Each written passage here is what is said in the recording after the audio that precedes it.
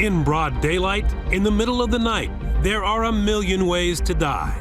But the criminal justice system really only concerns itself with one: homicide.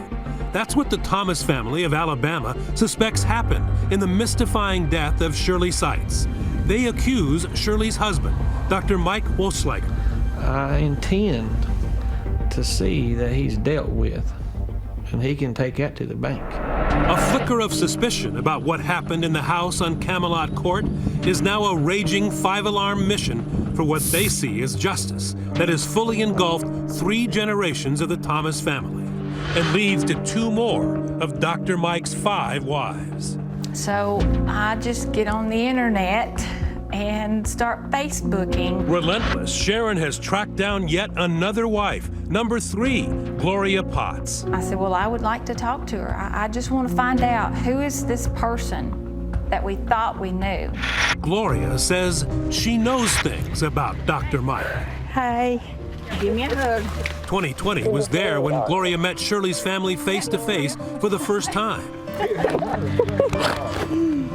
What could have been the most awkward family reunion ever, relatives of the 5th wife meeting the 3rd wife. It's the Dr. Mike Ex-Wives Club, bonding over their shared suspicion. It's so good to meet all of y'all. Absolutely. To be able to let y'all know how I feel, and I'm so sorry. Of course, Mike is missing, and so is Shirley. It brings back a lot of memories. I'm so sorry. I didn't know Shirley, but it was almost like I had lost someone. Gloria spoke with Sharon by phone soon after Shirley's death. She believes that toward the end of their marriage, Michael was trying to poison her. I felt like I was being poisoned.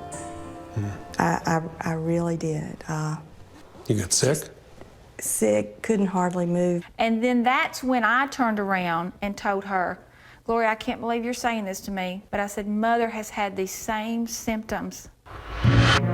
The family of wife number 5, Shirley, wondered if Dr. Mike had been trying to poison her too.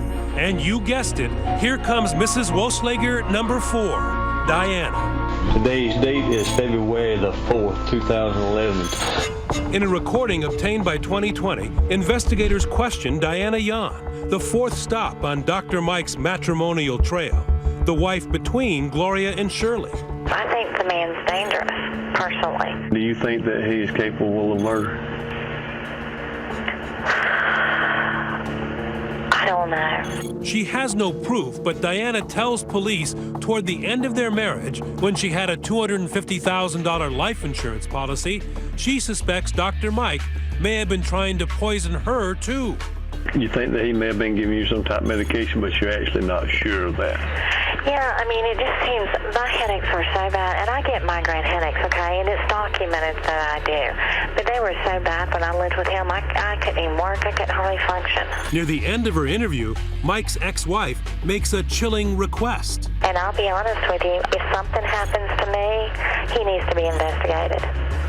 So now 2 more wives suspect Dr. Mike was trying to poison them. And one of them says, hold on, that's not all.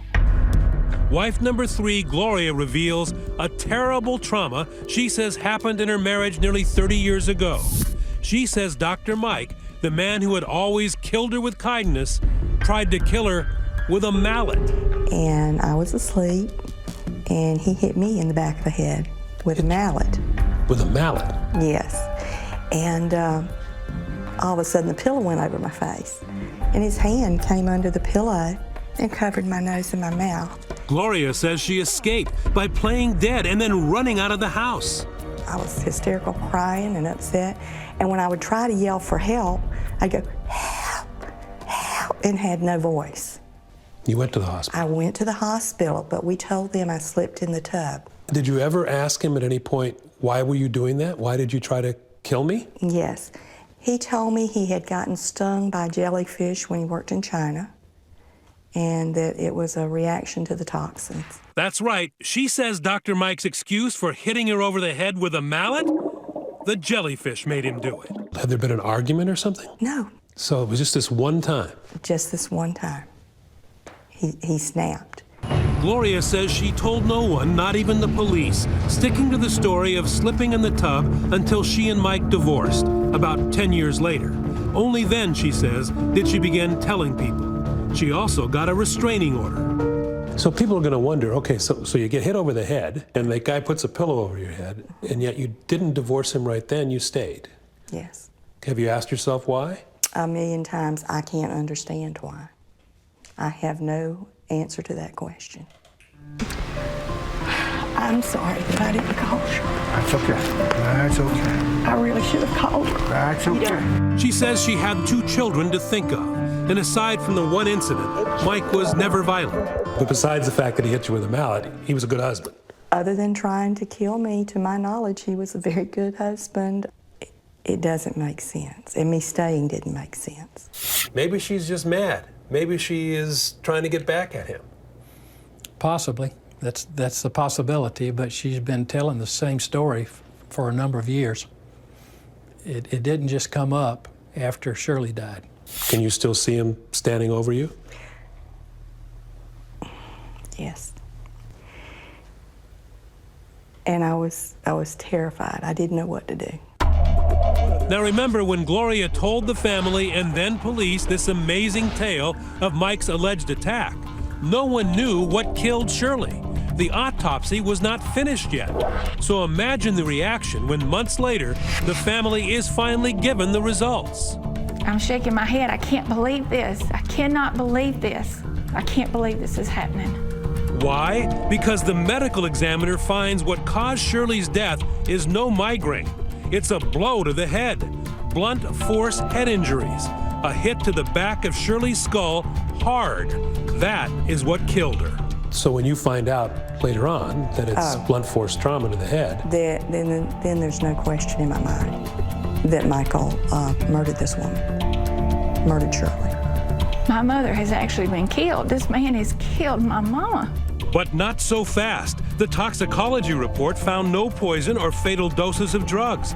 And even as it makes clear the cause of death, the autopsy fails to answer the really big question, the manner of death, how Shirley got that fatal injury. The medical examiner writes simply, undetermined. Accident? Homicide? Can't really tell.